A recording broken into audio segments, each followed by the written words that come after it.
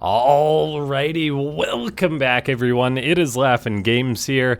I'm back with another Starcraft 2 versus Broodwar series.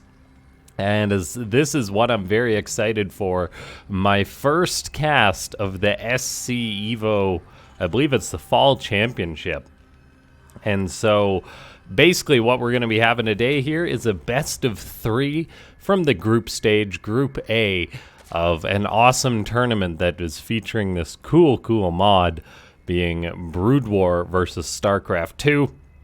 The perfect addition to Starcraft 2. The only way to make Starcraft 2 better is to add the Broodwar races. It seems to it. And this has given us a wide variety of players showing up for these tournaments. We have got Kiwian, some may know him as, but it's Top. He, for those of you that don't know, a popular streamer in the past, and he is playing Broodwar Terran for this match. I believe they'll be switching races for the next match, but don't quote me on that 100%. We're on Whispers of Gold, SEL, and yeah, ladies and gentlemen, before we get too far into this one and before I talk more about the mod, make sure to go ahead and click that like button if you haven't already. Leave a comment down below saying whether you like Broodwar or StarCraft 2 more, or just write gibberish down there. It helps with the YouTube algorithm, and it lets me know that you guys want to see more of these casts, because I do think that this is a very cool mod. It's still in its infancy. Like, this is the first big tournament featuring this mod, and so we're still learning the meta, and there's no better way to do that than to have pro players sort of show us how it's done, what the best way to play the Broodwar races are, what's the best way to adapt as a StarCraft 2 player to facing the different races.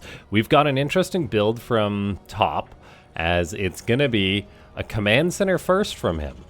So busting that build out, then going for a single Marine.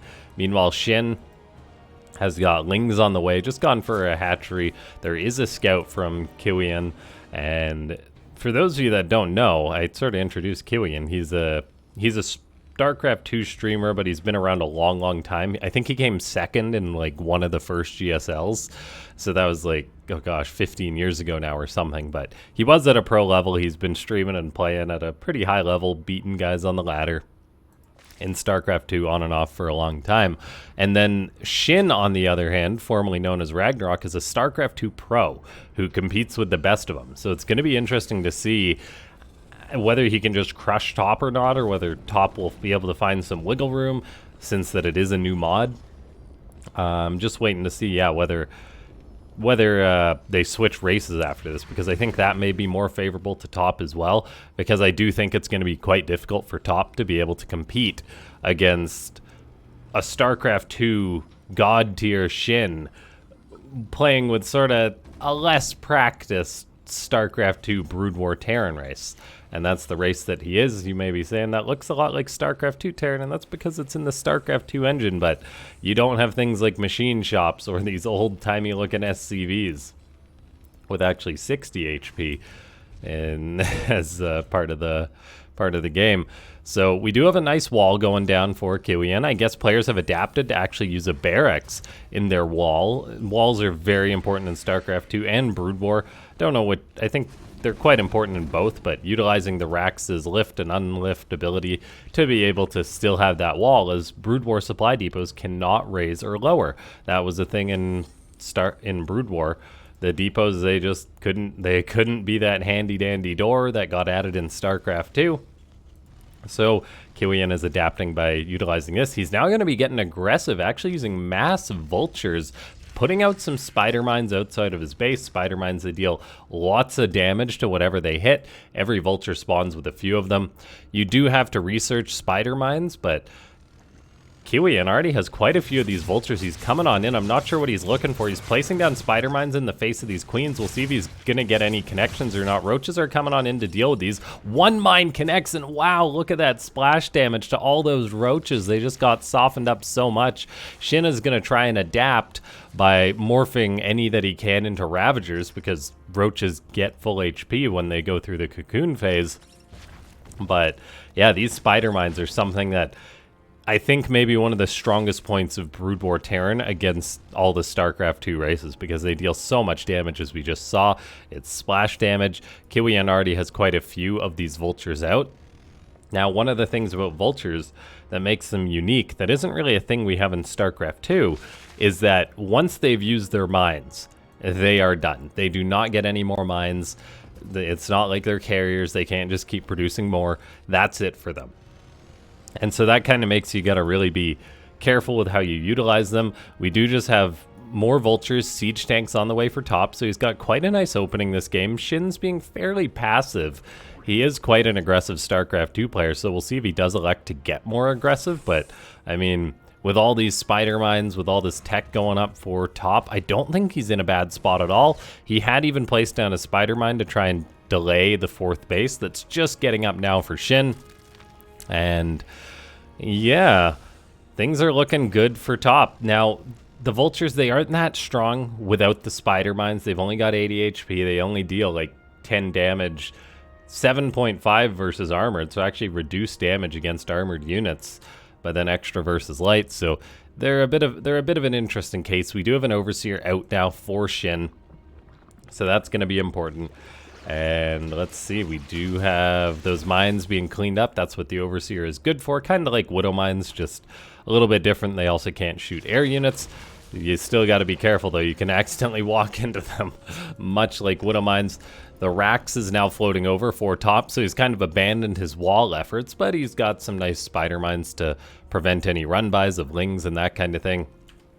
Shin does seem a little uncertain of how to embrace this Terran style. He is just going up in drones, which I think is a right call. StarCraft 2, of course, there's the queens, they inject, so Zerg can get lots of larvae and boom up an economy real quick. So I'd love to see this base get saturated up fast, and it is. I'd even love to see a 5th base as soon as possible. For now, though, just 1-1's on the way. Roaches, Zerglings on the way. And Broodwar being the much slower game, it does, and not having mules as the Terran or anything like that, it does take a long time to build up and supply, so it is much more of a slow burn for the Terran, whereas Shin is probably going to be able to max out in the next minute or two here. Top is going to be quite a ways away from that, as we do see Shin fire up 5 overlords. His income's really ballooning. He's going to be able to make lots of stuff. Getting up spine crawlers, building cute walls with his Evo chambers. He really is being respectful of top in this game. Tanks are getting some big shots off on those roaches. Broodwar tanks, for those of you that don't know, are faster or higher damage but slower firing than the regular StarCraft 2 tank. And yeah, now we are seeing Shin utilize a StarCraft 2 special unit, Heart of the Swarm special. The Swarm Host is now going to be on the way. And this is something that Broodwar doesn't have to face too often, just the onslaught of locusts, well, really ever. But as far as like the siege with the free units. So we'll see how well Top's going to deal with this. It is important to note that Top is an experienced StarCraft 2 player, so he's not a stranger to these StarCraft 2 units. He's probably got an idea of how to deal with them. He's got that nice wall up, got the bunker, and the depot wall just holding these roaches back. Shin is going to try and find success with these swarm hosts. Kiwian does see these, so he's going to have to get ready to deal with them. And that may actually be a little bit tricky. Locusts have incredibly high damage, and when you just have a few units as a Broodwar player where you take a long time to build up in supply, things can be a little bit rough for you. And so we do see these locusts really starting to chew through that Terran base. There is a nice tank line at the back cutting through the roaches. These swarm hosts could be problematic, but the vultures are in pursuit of them. One of them goes down. See, vultures don't deal that much damage, but they do at least get 2 of them, so that's a nice play. And it is one of those things. It is odd as a Zerg if you lose swarm hosts. You don't really want to rebuild them, it seems, so I get the feeling we won't see Shin replace those, as he does just fire up more roaches. There is this thick tank line just sending those roaches on out of there. Look at that splatter there as the roaches do their work. Vultures are getting a little too far forward, I think. I'm not sure they really want to be engaging like this. There is a big wave of locusts coming in for a nasty 1-2. Shin lands part of them on top of the tanks and then sends the other group on top of the vultures, and all of a sudden Top's defenses have really been broken here. The 4th base isn't mining at all for Top. SCVs are actually being pulled into the fight, but this is really problematic because this army of Shin is backed by a Starcraft 2 Zerg economy. He's got 5 bases. He must have actually lost or just not made as many drones. Yeah, I think he lost some because he built lots of spine crawlers, but it does look like this first game is going to be going to Shin. Kiwian just lost 27 SCVs. The tanks were good, but the Locusts were a beautiful call by Kiwian, or by Shin, in order to deal with the mass tank, mass vulture strategy. The Terran didn't have the anti-air or anything to cut through those well enough. So, really good call by Shin, and we'll have to see if Top can handle that later on. But yeah, that is going to be our first match. Don't go anywhere. This is a multi-part video. We're going to do the full best of 3 in this one. Just do click that like button and leave a comment down below as I load up into the next match. And that'll just be a second here. I even turned off the timer. I got this all professionally done. And, and by the way, ladies and gentlemen, big shout out to Hyper1. The way they release these replays for this mod is incredible. They're all in a spoiler-free format, so it makes it really nice for YouTube casting. Now, all of a sudden, though, look at this. The tables have turned. We have got Shin gonna be playing Broodwar Zerg, so all of a sudden he doesn't have those Ravagers and Swarmhost or Roaches that he used in the previous match, whereas Kiwian has got all those StarCraft 2 tools.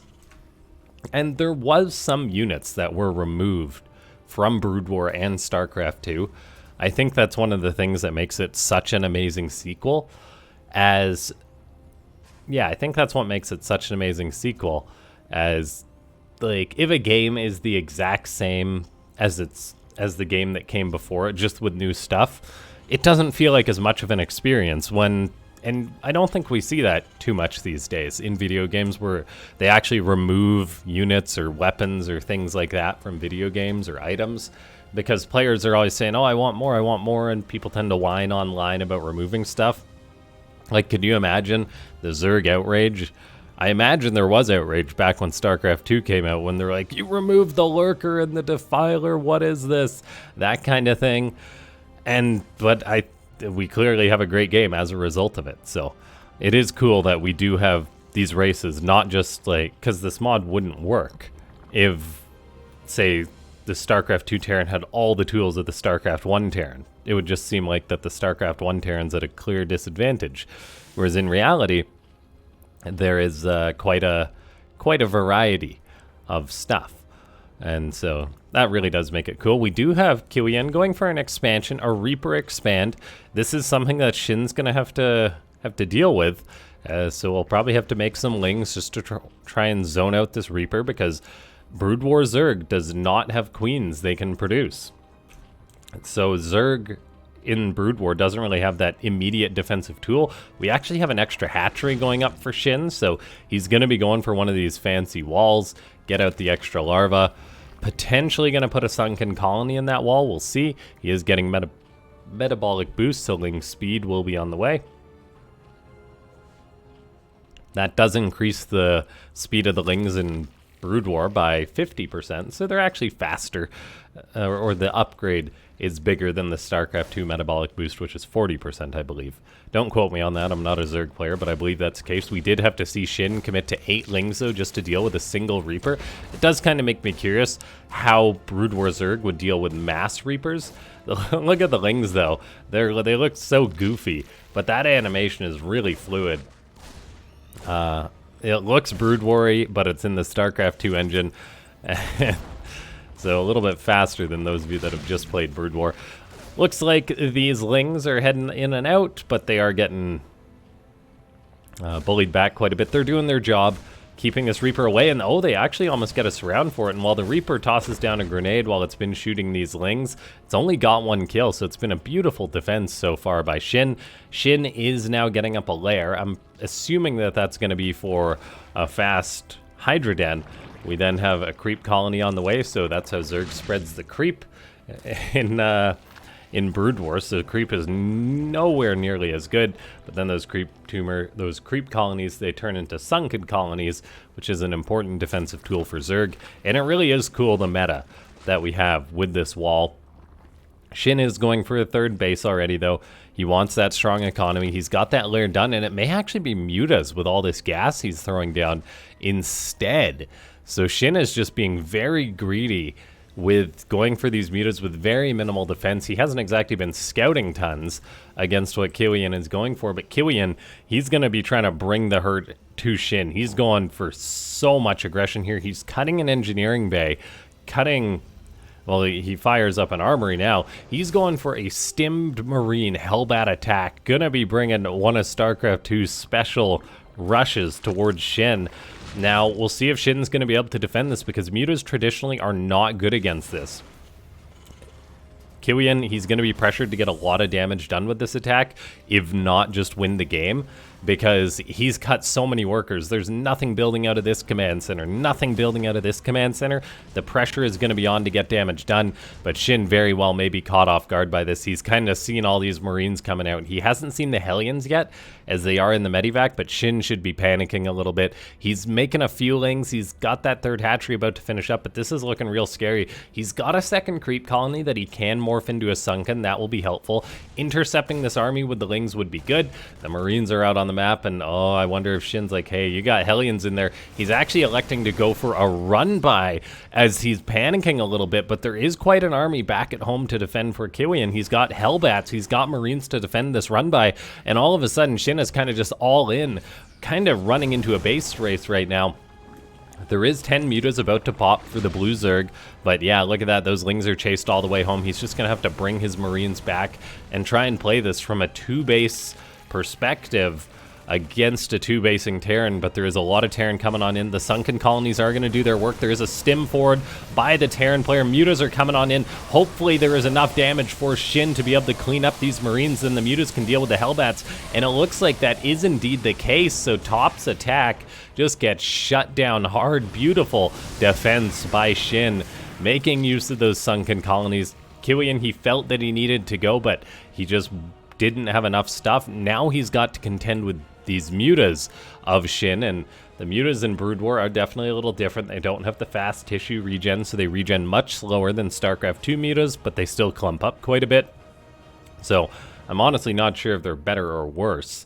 It's tough to say. We do have another Hellbat drop going in for Shin, but there is a muta on top of this, and so it's just going to take a second to clean this up. The Hellbats unload. Kiwian is kind of panicking right now as he builds a turret. He's getting out Widow Mines, which I think are a great call, but look at this. A Hydra Den is on the way now for Shin. I really love this. The Broodwar Hydra Den icon kind of just looks like a rotated StarCraft 2 one, which is very creative, as it does have a distinct look from the other one. He's actually going to be researching lurker aspects, so Shin wants lurkers much like he uses them in StarCraft 2, and man oh man, I'm really enjoying this mod so far. This is just the first series of a 16-man tournament, ladies and gentlemen, so this is just tremendous. Now, there isn't that much for Top because his economy is really weak. He's got some Marines sitting on Widow Mines, but he's trying to fight the mutas with those Marines. A Medivac does pop out. That's definitely helping out, and we see mutas definitely can't fight Marines. Also, the detection for Broodwar is that it is just Overlords with... It's just Overlords, but they don't have a speed upgrade for Shin. Now, oh, the mutas are actually going to fly over Widow Mines, and that is Kiwian saying, I got StarCraft 2 stuff, so let's eat some Widow Mines. Now, Shin does at least pick off one of the Widow Mines, but the mutas aren't getting that much done. They're also going to take a long time to regen their HP, so it is good that he's committing to lurkers because the mutalisk are not cutting it. Shin notably also lost his third base, so he's not on some amazing economy. However, Kiwian still is just two-base Terraning it. I mean, he's got a couple idle SCVs. It's a little bit rough around the edges. This is what we expect as far as play goes from Kiwian, because he is just such a veteran, but then he's also not exactly the most up-to-date player. Lurkers are on the high ground. They're actually just going to cut through so many of those Marines, forcing Kiwian into the Medivacs. A beautiful hold position trap by Shin. Well done. Shin is playing this StarCraft Broodwar race incredibly well. Now, Kiwian, he's being pushed back. His Marines are trying to make a stand, but Lurkers are running right into his face. The Broodwar Lurkers just look so darn creepy. The supply is plummeting for Kiwian, and I think we may be having a 2-0 victory. Shin showing us Broodwar StarCraft 2, it doesn't matter. He is a pro player, and Kiwian just had a bit of a rough time in this one. I really liked the idea behind this game to attack, but it was just really well executed, the defense by Shin. So, ladies and gentlemen, that is our first series. If you want to see more of these, let me know in the comments down below. Leave a like. Big shout out to the SC Evo League, as this is organized by some people with passion for this mod. And yeah, big thanks to the replay format for it, so I can cast it without spoilers or anything like that. Goes a long way as a commentator. If you do want to support this content, consider becoming a YouTube member. That goes a long way to supporting these daily casts. And yeah, I'll see you guys next time. Thanks so much for tuning in.